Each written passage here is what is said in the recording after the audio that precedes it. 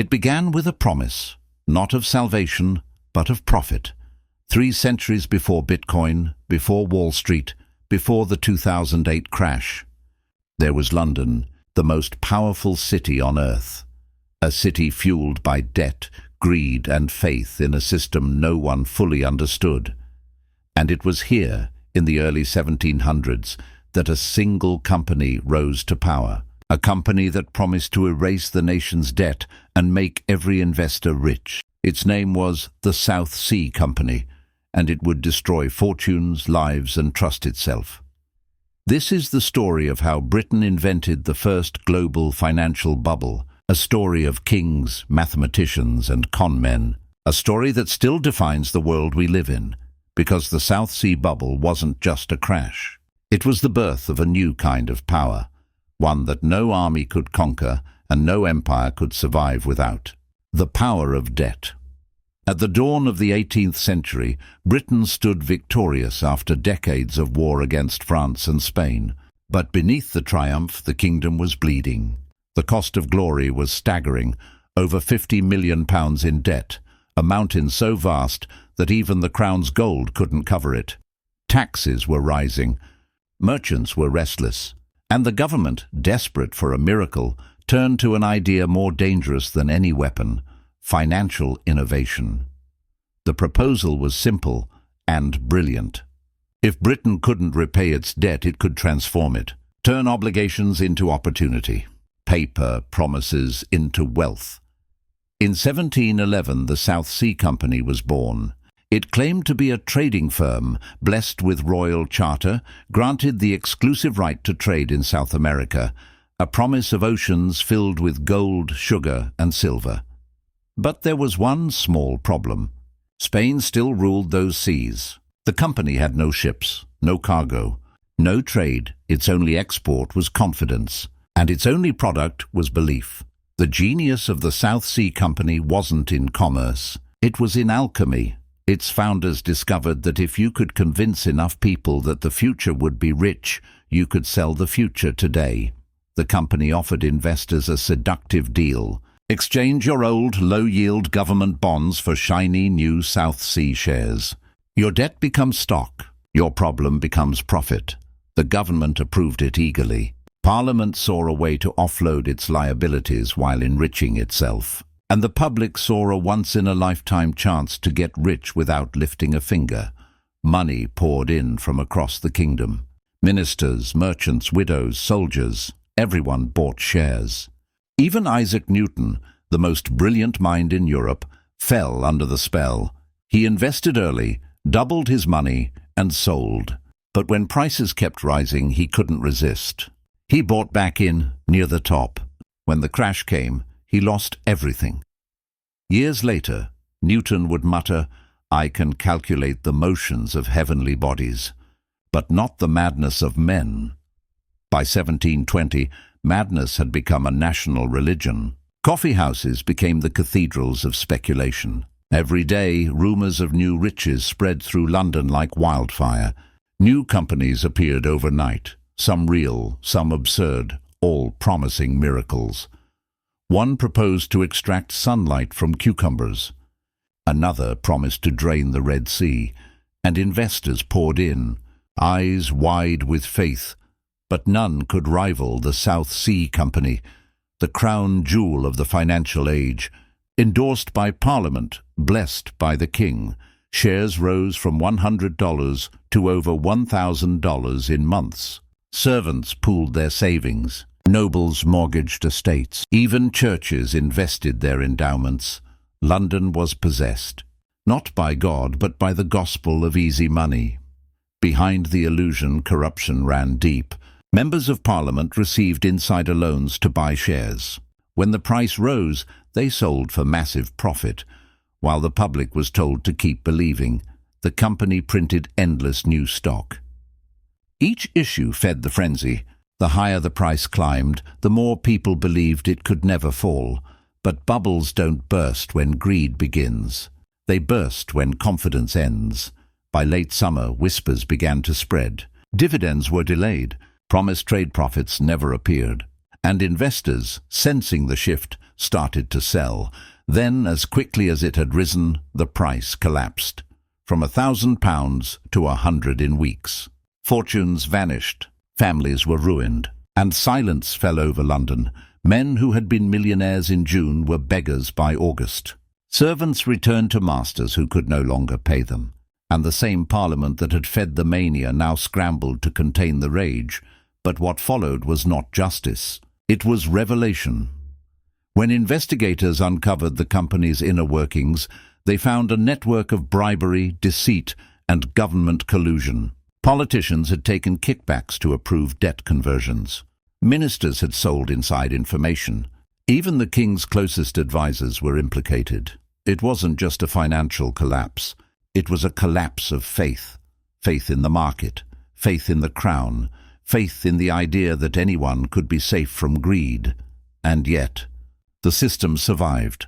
The Bank of England quietly stepped in, buying shares to stabilize the market. Parliament confiscated assets, held hearings, and promised reform. But no one of consequence went to prison. No dynasty was destroyed. In the end, the losses were socialized, the guilt dispersed, and the game continued. What the world didn't realize was that the South Sea bubble hadn't failed at all. It had succeeded spectacularly. It taught the British Empire that debt could be weaponized, that promises could replace gold, and that financial illusions could finance real empires. Out of the ashes came a new economy, one built on paper, trust, and leverage. The Bank of England rose in influence. Government borrowing became permanent, and the idea of a national debt went from embarrassment to necessity. Britain discovered the secret to infinite power. You don't need to mine gold if you can mint confidence. From that day forward, debt wasn't something to escape. It was something to own. 2 centuries later, the same playbook would repeat itself. In 1929, in 2008, in crypto markets, meme stocks, and speculative manias that promise freedom while delivering control. Every crash follows the same formula. Promise, belief, leverage, collapse, and every time, the architects of illusion emerge wealthier than before. We tell ourselves we're smarter now, that markets are more rational, that regulation keeps us safe, that the past can't repeat. But the laws of finance are older than any market, and they are governed not by reason, but by faith. The South Sea bubble revealed a truth we still refuse to face. Money has never been real. It is a shared hallucination, a belief system masquerading as mathematics, and those who understand that belief rule the world. Isaac Newton sought order in the universe. He found gravity, an invisible force pulling all things down. In finance, that force is greed, and no equation can stop it. The crash of 1720 wasn't the end of speculation. It was the moment speculation became policy. From then on, every empire learned the same lesson. When you control credit, you control destiny. When you print belief, you print power. And so, governments stopped fearing bubbles. They began managing them. Each crisis became a tool, a chance to reset, consolidate, and extract wealth from faith. It's why today, when markets collapse, we don't burn the system, we bail it out. Because illusion is too valuable to destroy. The South Sea Company promised trade across the world. What it delivered was the architecture of modern finance, a system where everything is collateral and faith is the only reserve currency. From that illusion came the bond markets, the central banks, the endless cycles of boom and bust we now call growth.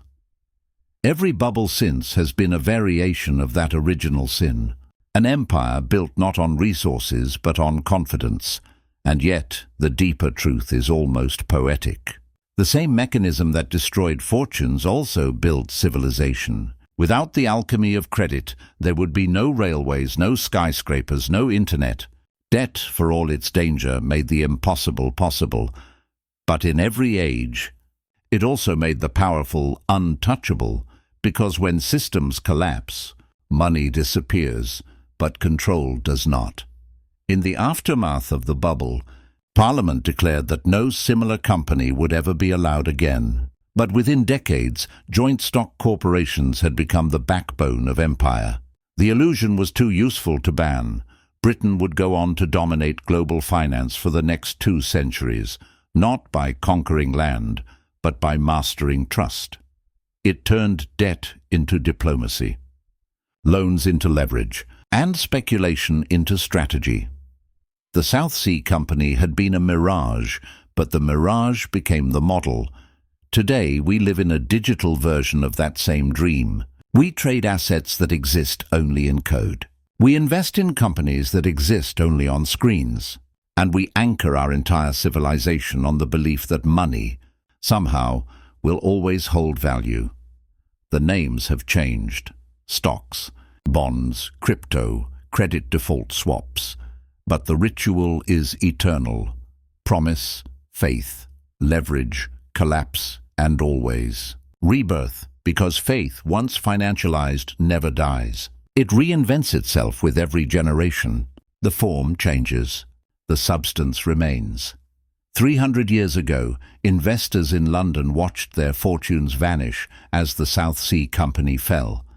They believed they were witnessing the end of an era.